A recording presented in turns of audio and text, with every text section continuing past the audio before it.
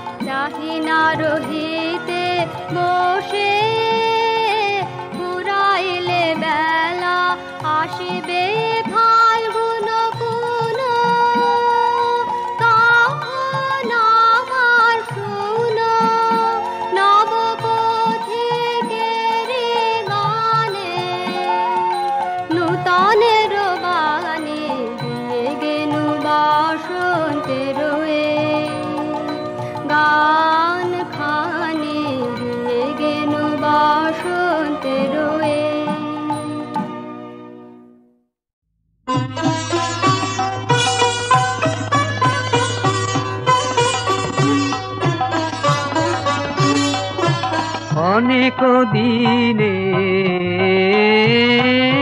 শূন্যতা মোর ভরতে হবে মৌন বীণা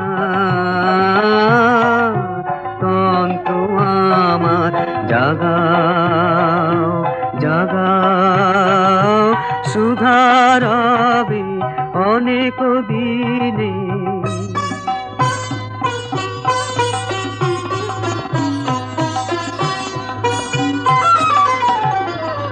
বসন্ত সমীরে তোমার ফুল ফোটানো বাণী দিক পরাণে আনি ডাকো ডাকো ডাকো তোমার নিখিল উৎসবে জাগাও জাগাও সুধারবে অনেক দিনে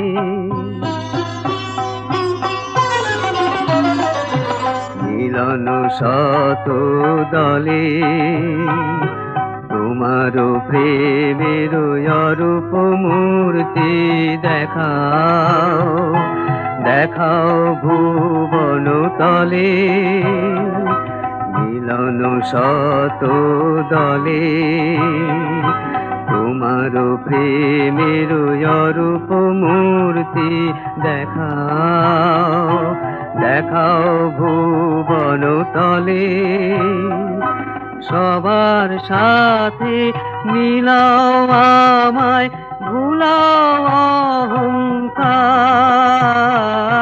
খুলাও রুদ্ধ দ্বার পূর্ণ করো প্রণতি গৌরবে জাগাও জাগাও সুধারবে অনেক দিনে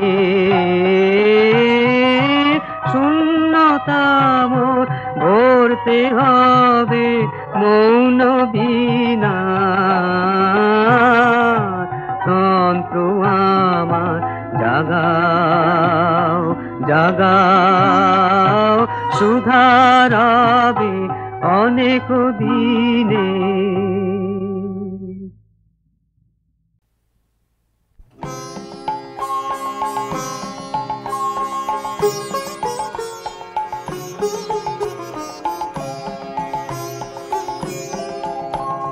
কোন ভীরুকে ভয় দেখাবে আধার তোমার সবই মিছে। কোন ভীরুকে ভয় দেখাবে আধার তোমার সবই মিছে। ভরসা কি মোর সামনে শুধু, ওরে ভরসা কি মোর সামনে শুধু, না হয় আমায় রাখবি পিছে। কোন ভীরুকে ভয় দেখাবে আধার তোমার সবই মিছে। কোন ভীরুকে ভয় দেখাবে আধার তোমার সবই মিছে।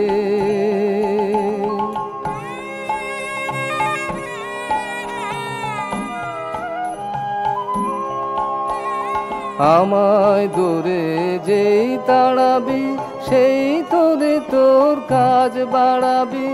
আমায় দূরে যেই তাড়াবি সেই তোরে তোর কাজ বাড়াবি। তোমায় নিচে নামতে হবে, তোমায় নিচে নামতে হবে। আমায় যদি ফেলিস নিচে, কোন ভীরুকে ভয় দেখাবে আধার তোমার সবই মিছে। কোন ভীরুকে ভয় দেখাবে আধার তোমার সবই মিছে।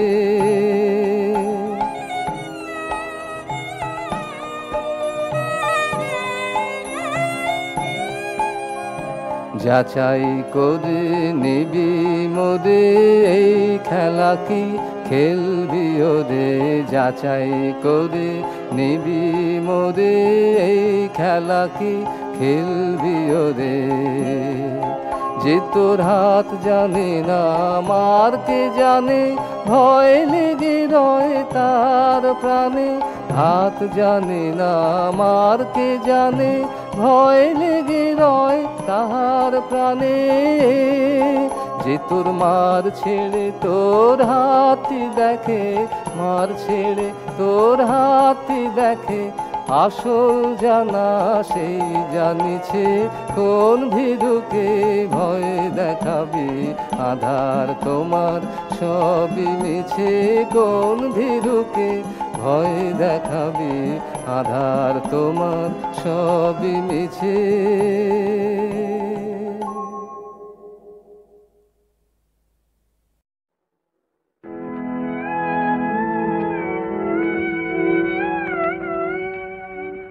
যে ধ্রুব পদ দেছ বাঁধে বেশতানে, মিলাব তাই জীবন গানে।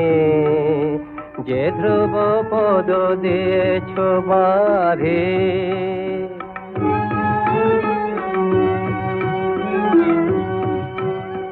গগনে তব বিমল নীল, হৃদয়ে লব তাহারি মিল। শান্তিময়ী গভীর বাণী নীরব প্রাণে। যে ধ্রুব পদ দেছ বাঁধে বেশতানে, মিলাব তাই জীবন গানে। যে ধ্রুব পদ দেছ বাঁধে,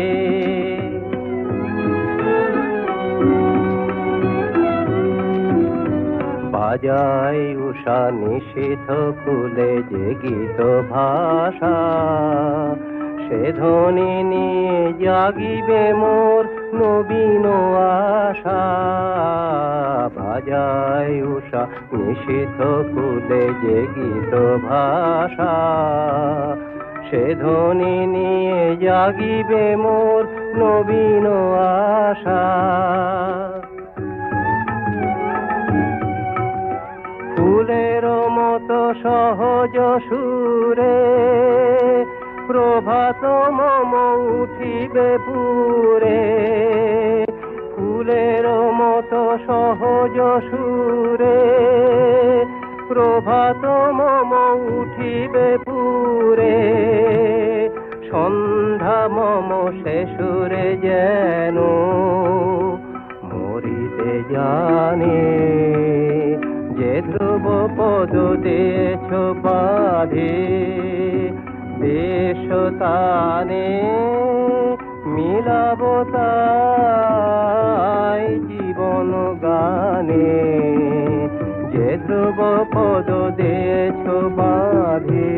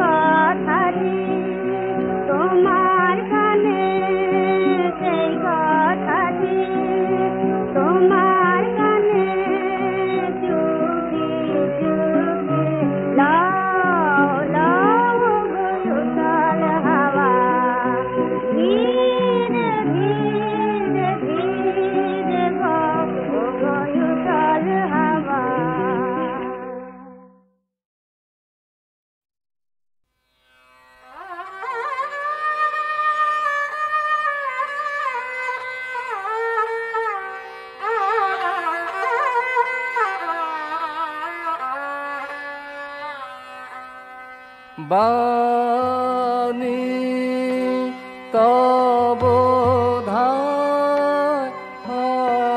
অনন্ত গগনে গগনে লোকে লোকে তব বাণী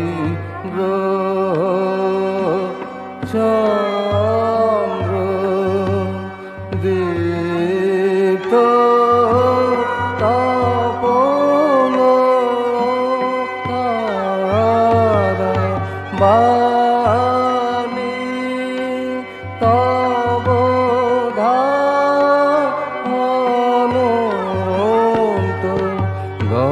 গগনে গগনে লোকে লোকে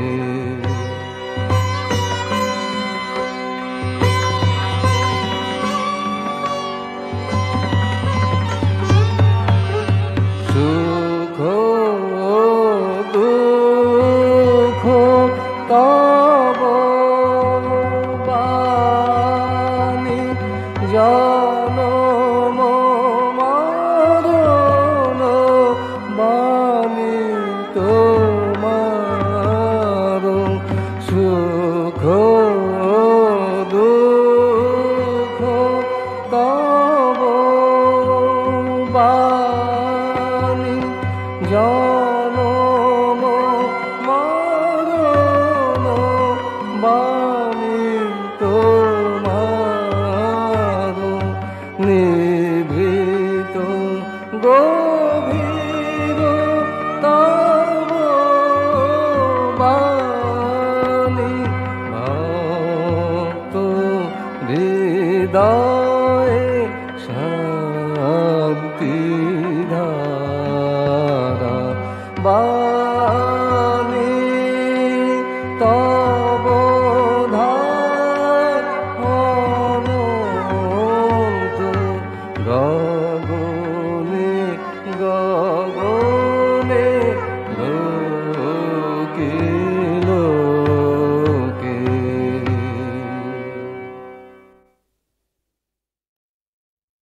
ঝরা পাতা গো ঝরা পাতা গো আমি তোমারি ডালে ঝরা পাতা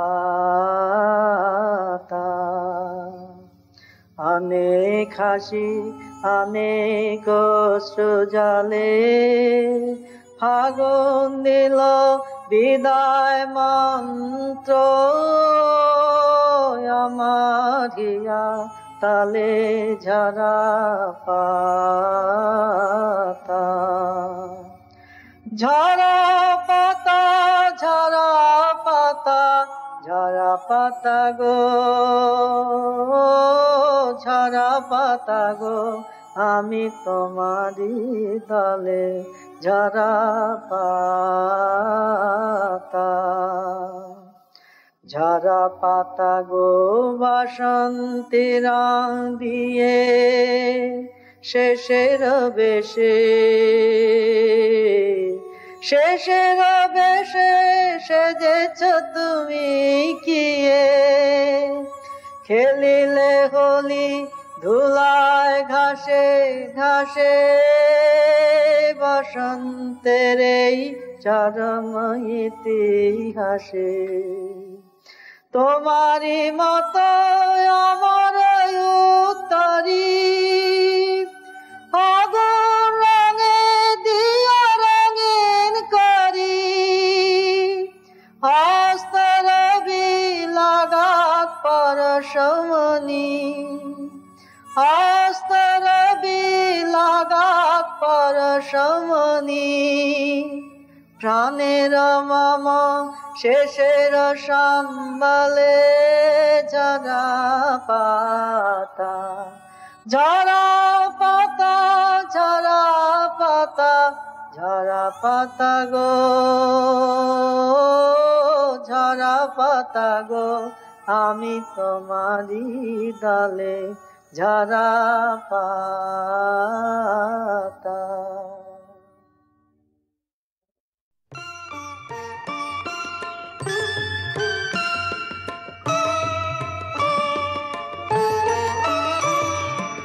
অনেক দিনের মনের মানুষ কে যেন এলে কে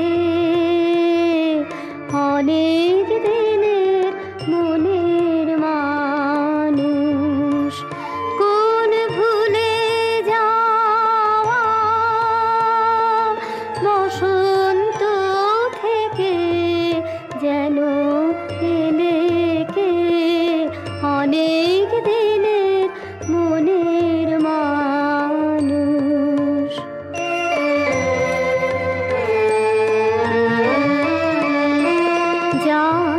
কিছু গেছো ফেলে খুঁজতে এলে হৃদয়ে খুঁজতে এলে পথ চিনেছো চেনা ভুলে চিহ্ন দেখে যেন এলে কে অনেক দিনের মনের মানুষ।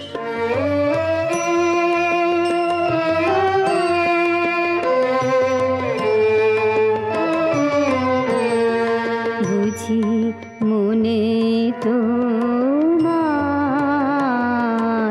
আছে আশা, আমার ব্যথায় তোমার মিলবে বাসা, মনে তোমার আছে আশা দেখতে এলে সেই যে বীণা বাজে কি না হৃদয়ে বাজে কি না তার ভুলে তার ধুলায় ধুলায় গেছে কি ঢেকে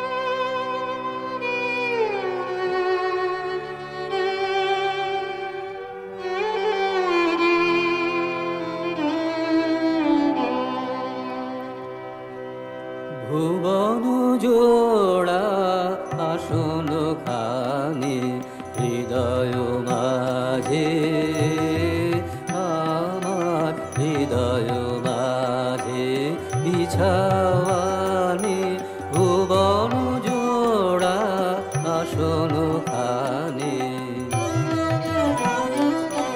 রাতের তারা দিনের রবি আধার আলো সকল ছবি তোমার আকাশ ভরা সকল বাণী হৃদয় মাঝে আমার হৃদয় মাঝে বিছাওয়ানি ভুবন জোড়া আসন খানে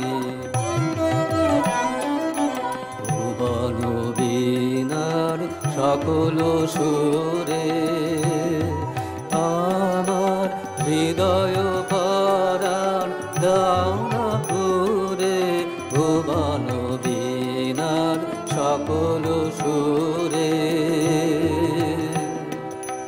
দুঃখ সুখের সকল হারস ফুলের পরশ ঝড়ের পরশ তোমার করুণ শুভ উদার পানি হৃদয় মাঝে আমার হৃদয় মাঝে দিক নায়ানি ভুবন জোড়া আসন খানে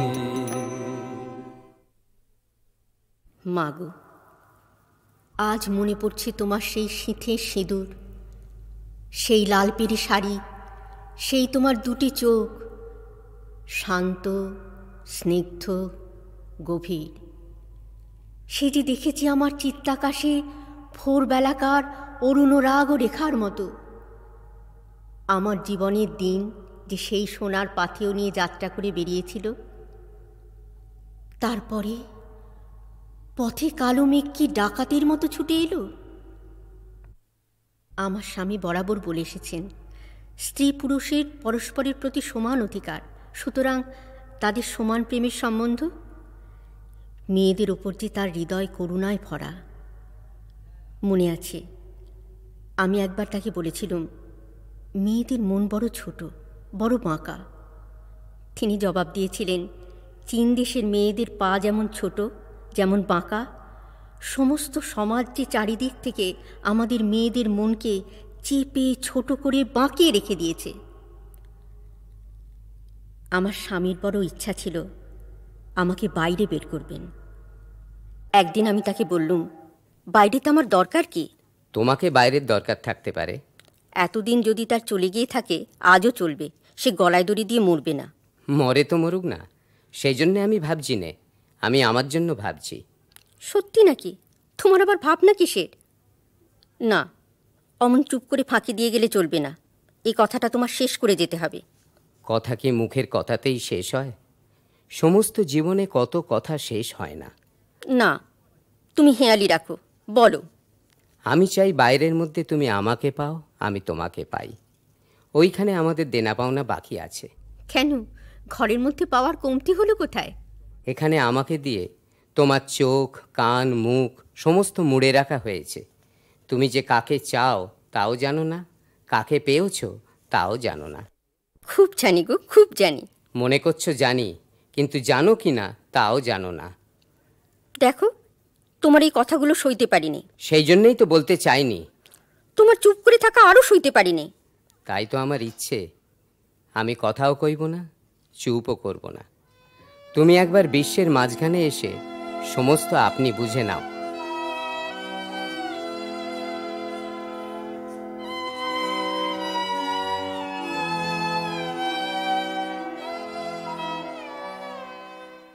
এমন সময় সন্দীপবাবু স্বদেশী প্রচার করবার জন্যে তার দলবল নিয়ে আমাদের ওখানে এসে উপস্থিত হলেন। বিকেলবেলায় আমাদের নাট মন্দিরে সভা হবে। আমরা মেয়েরা দালানের একদিকে চিক ফেলে বসে আছি। সন্দীপবাবু যখন বক্তৃতা দিতে লাগলেন, আর এই বৃহৎ সভার হৃদয় দুলে দুলে ফুলে ফুলে উঠে কুল ছাপিয়ে ফেসে যাবার জো হলো, তখন তার সে এক আশ্চর্য মূর্তি দেখলুম। আমার চোখের সামনে যেটুকু চিকের আড়াল ছিল সে আমি সইতে পারছিলাম না।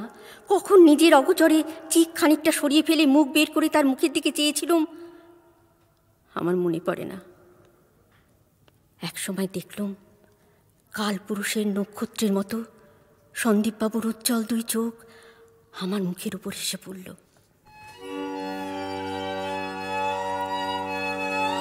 সেদিন একটা অপূর্ব আনন্দ এবং অহংকারের দীপ্তি নিয়ে বাড়ি ফিরে এলুম। সন্ধেবেলা আমার স্বামী যখন ঘরে এলেন, আমি জিজ্ঞাসা করলুম, সন্দীপবাবু আর কতদিন এখানে আছেন? কাল সকালেই রংপুরে রওনা হবেন। কাল সকালেই? হ্যাঁ, সেখানে তার বক্তৃতার সময় স্থির হয়ে গেছে। কোনো মতে কালকের দিনটা থেকে গেলে হয় না? সে তো সম্ভব নয়। কিন্তু কেন বলো দেখি? আমার ইচ্ছা আমি নিজে উপস্থিত থেকে তাকে খাওয়াবো। না না, সে কাজ নেই। কেনই বা কাজ নেই?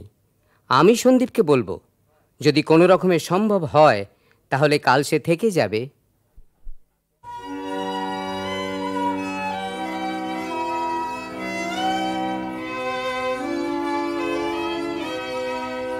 ভেবেছিলুম সন্দীপবাবু একেবারে খেতে যখন বসবেন তখন তার সামনে বেরোবো।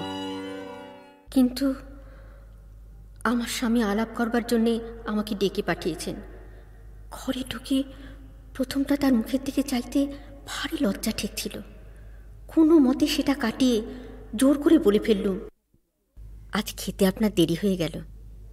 দেখুন, অন্ন তো রোজই একরকম জোটে, কিন্তু অন্নপূর্ণা থাকেন আড়ালে। আজ অন্নপূর্ণা এলেন, অন্ন না হয় আড়ালেই রইল। যেমন জোর তার বক্তৃতায় তেমনি ব্যবহারে, একটুও দ্বিধা নেই। সন্দীপবাবু ইচ্ছে করে আমার স্বামীর সঙ্গে তর্ক বাঁধিয়ে দিলেন। বন্দে মাতরম মন্ত্র সম্বন্ধে আমার স্বামীর মত কি তিনি জানতেন, সেইটির উল্লেখ করে বললেন, দেশের কাজে মানুষের কল্পনাবৃত্তির যে একটা জায়গা আছে, সেটা কি তুমি মানো না নিখিল? একটা জায়গা আছে মানি, কিন্তু সব জায়গায় তা মানি নে। দেশ জিনিসকে আমি খুব সত্যরূপে নিজের মনে জানতে চাই এবং সকল লোককে জানাতে চাই। এত বড় জিনিসের সম্বন্ধে কোনো মন ভোলাবার জাদুমন্ত্র ব্যবহার করতে আমি ভয়ও পাই, লজ্জাও বোধ করি। তুমি যাকে মায়ামন্ত্র বলছো, আমি তাকেই বলি সত্য। আমি দেশকে সত্যই দেবতা বলে মানি। আমি নরনারায়ণের উপাসক। মানুষের মধ্যেই ভগবানের সত্যকার প্রকাশ, তেমনি দেশের মধ্যে। একথা যদি সত্যি বিশ্বাস করো, তবে তোমার পক্ষে এক মানুষের সঙ্গে অন্য মানুষের, সুতরাং এক দেশের সঙ্গে অন্য দেশের ভেদ নেই। সে কথা সত্য, কিন্তু আমার শক্তি অল্প। অতএব নিজের দেশের পূজার দ্বারাই আমি দেশ নারায়ণের পূজা করি। পূজা করতে নিষেধ করিনি, কিন্তু অন্য দেশে যে নারায়ণ আছেন তার প্রতি বিদ্বেষ করে সে পূজা কেমন করে সমাধা হবে? বিদ্বেষও পূজার অঙ্গ। কিরাতবেশী মহাদেবের সঙ্গে লড়াই করেই অর্জুন বড় লাভ করেছিলেন। আমি তোমাকে সত্য বলছি সন্দীপ, দেশকে দেবতা বলিয়ে যখন তোমরা অন্যায়কে কর্তব্য, অধর্মকে পুণ্য বলে চালাতে চাও, তখন আমার হৃদয় লাগে বলেই আমি স্থির থাকতে পারি না। আমি যদি নিজের স্বার্থ সাধনের জন্য চুরি করি, তাহলে নিজের প্রতি আমার যে সত্য প্রেম তারই কি মূলে ঘা দিই নে? ইংরেজ, ফরাসি, জার্মান, রুশ এমন কোন সভ্য দেশ আছে যার ইতিহাস নিজের দেশের জন্য চুরির ইতিহাস নয়? সে চুরির জবাবদিহি তাদের করতে হবে, এখনো করতে হচ্ছে। ইতিহাস এখনো শেষ হয়ে যায়নি। বেশ তো, আমরাও তাই করব। আপনি কি বলেন? আমি বেশি সূক্ষ্মে যেতে চাইনি। আমি মোটা কথাই বলবো। আমি মানুষ, আমার লোভ আছে। আমি দেশের জন্য লোভ করব। আমি কিছু চাই যা আমি কার্য করব। আমার রাগ আছে, আমি দেশের জন্য রাগ করব। আমি কাউকে চাই যাকে কার্য করব, যার উপরে আমি আমার এতদিনের অপমানের শোধ তুলব। আমার মোহ আছে, আমি দেশকে নিয়ে মুক্ত হব। আমি দেশের এমন একটি প্রত্যক্ষ রূপ চাই যাকে আমি মা বলবো, দেবী বলবো, দুর্গা বলবো, যার কাছে আমি বলিদানের পশুকে বলি দিয়ে রক্তে ভাসিয়ে দেব। বন্দে মাতরম, বন্দে মাতরম। এসো পাপ, এসো সুন্দরী, তব চুম্বন অগ্নি মদিরা রক্তে ফিরুক সঞ্চরী। অকল্যাণীর বাজুক শঙ্খ, ললাটে লেপিয়া দাও কলঙ্ক। নির্লাজ কালো কলুষ পঙ্ক, বুকে দাও প্রলয়ঙ্করী।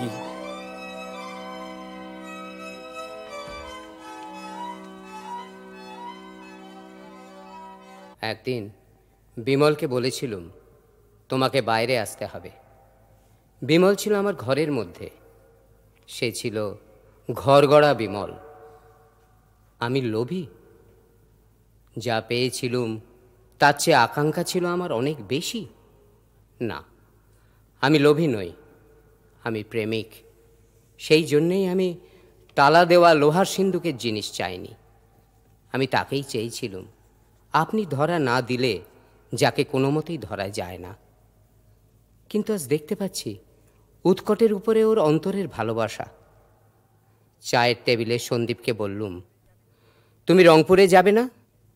সেখান থেকে চিঠি পেয়েছি, ওরা ভেবেছে আমিই তোমাকে জোর করে ধরে রেখেছি।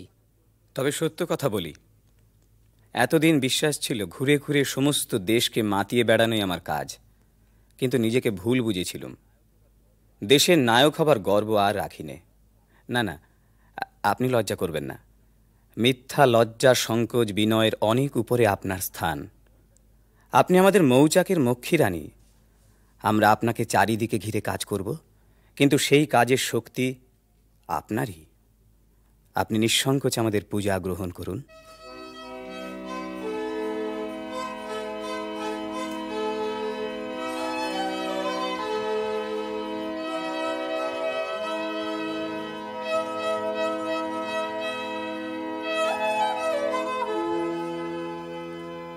গোড়ায় কিছুই সন্দেহ করিনি, ভয় করিনি। আমি জানতাম দেশের কাছে আত্মসমর্পণ করছি। পরিপূর্ণ আত্মসমর্পণে কি প্রচণ্ড উল্লাস! নিজের সর্বনাশ করাই নিজের সবচেয়ে আনন্দ, এই কথা সেদিন প্রথম আবিষ্কার করেছিলাম। সন্দীপের কথা আমার মনের মধ্যে যেন ডমরু বাজাতে থাকে।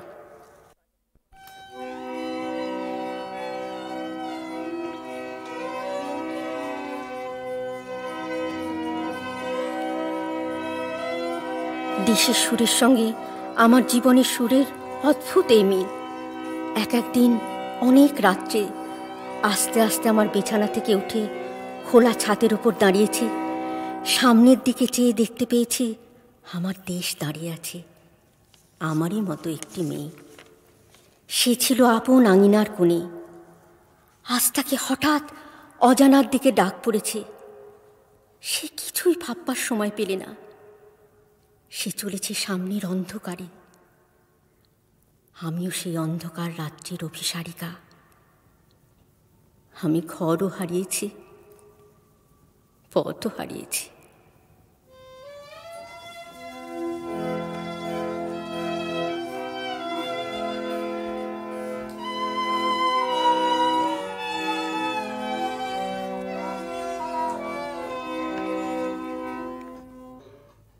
বাড়ি ফিরে এসে মাস্টারমশাইকে ডেকে পাঠালুম। তিনি মাথা নেড়ে বললেন, আর কল্যাণ নেই। ধর্মকে সরিয়ে দিয়ে দেশকে তার জায়গায় বসিয়েছি। এখন দেশের সমস্ত পাপ উদ্ধত হয়ে ফুটে বেরোবে, তার আর কোনো লজ্জা থাকবে না। আপনি কি মনে করেন এই কাজ? আমি জানি নে, কিন্তু পাপের হাওয়া উঠেছে। দাও দাও, তোমার এলাকা থেকে ওদের এখনই বিদায় করে দাও। আর একদিন সময় দিয়েছি, পরশু এরা সব যাবে। দেখো, আমি একটি কথা বলি। বিমলাকে তুমি কলকাতায় নিয়ে যাও। এখান থেকে তিনি বাইরেটাকে সংকীর্ণ করে দেখছেন, সব মানুষের সব জিনিসের ঠিক পরিমাণ বুঝতে পারছেন না। ওকে তুমি একবার পৃথিবীটা দেখিয়ে দাও, মানুষকে, মানুষের কর্মক্ষেত্রকে উনি একবার বড় জায়গা থেকে দেখে নিন। আমিও ওই কথাই ভাবছিলাম। কিন্তু আর দেরি করো না। দেখো নিখিল, মানুষের ইতিহাস পৃথিবীর সমস্ত দেশকে, সমস্ত জাতকে নিয়ে তৈরি হয়ে উঠছে। এই জন্য পলিটিক্সেও ধর্মকে বিকিয়ে দেশকে বাড়িয়ে তোলা চলবে না।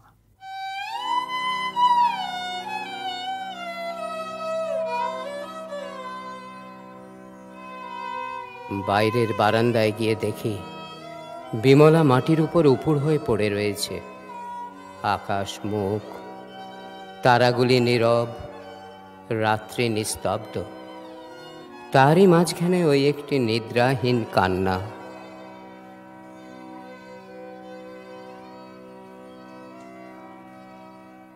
পায়ের শব্দ শুনলুম। আমার বুকের ভেতরটা তুলে উঠল। আমার শিয়রের কাছে এসে বসলেন কে? আমার স্বামী। আমার স্বামীর হৃদয়ের মধ্যে আমার সেই দেবতারই সিংহাসন নড়ে উঠেছে। যিনি আমার কান্না সইতে পারলেন না। মনে হলো মূর্ছা যাব। তারপরে আমার শিরার বাঁধর যেন ছিঁড়ে ফেলে আমার বুকের বেদনা কান্নার জোয়ারে ভেসে বেরিয়ে পড়ল।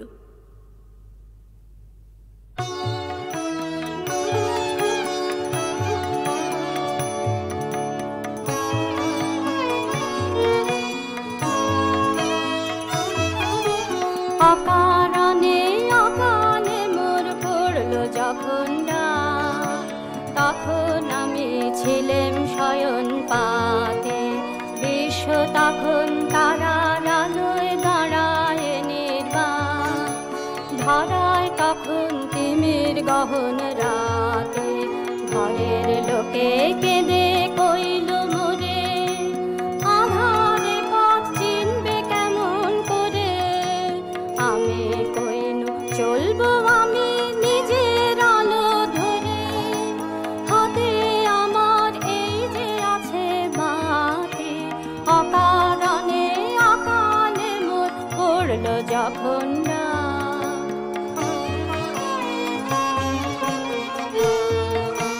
বাতি যতই উচ্চ শিখায় জলে আপন তেজে। চোখে ততই লাগে আলোর বাধা। ছায়ায় মিশে চারিদিকে মায়া ছড়ায় সেজে। অনেক দেখা করে আমায় আধা।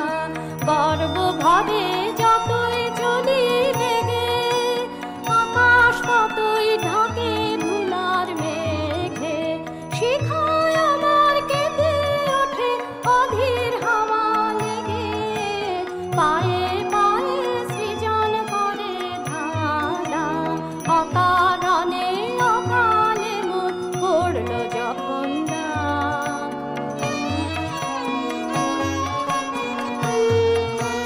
হঠাৎ শিরে লাগলো আঘাত বনের শাখা জালে। হঠাৎ হাতে নিবলো আমার বাতি। যে দেখি পথ হারিয়ে ফেলেছি কোন কালে। যে দেখি তিমির গহন রাতে। কেঁদে বলি মাথা করে নিচু, শক্তি আমার রইল না আর কিছু। সেই নিমেষে হঠাৎ দেখি কখন পিছু পিছু এসেছে মোর চিরপথের সাথী। অকারণে অকালে মোর পড়ল যখন তখন আমি ছিলাম শয়ন পাতে। আমরা দেশের চিন্তাকে মুক্তি দেব, এই ছিল আমাদের আদর্শ। আপনাকে জানব, কোনো শক্তি যাকে বদ্ধ করতে পারে না সেই মুক্তির সাধনা করব। মানুষের আত্মা এখানে স্বাধীন হবে। কিন্তু বর্তমানে আমাদের দেশে জীবনের বড় লক্ষ্য আমাদের কাছে জাগ্রত হয়ে ওঠেনি। কেবলমাত্র জীবিকার লক্ষ্যই বড় হয়ে উঠল। জীবিকার লক্ষ্য শুধু কেবল অভাবকে নিয়ে, প্রয়োজনকে নিয়ে, কিন্তু জীবনের লক্ষ্য পরিপূর্ণতাকে নিয়ে, সকল প্রয়োজনের উপরে সে। এই কথাটা মানব, মানতে শেখাবো। শিক্ষার যদি সেই মুক্তি দিতে না পারি তাহলে এখানকার উদ্দেশ্য ব্যর্থ হয়ে যাবে। এই আমাদের বিশ্বভারতীর প্রথম বীজ বপন।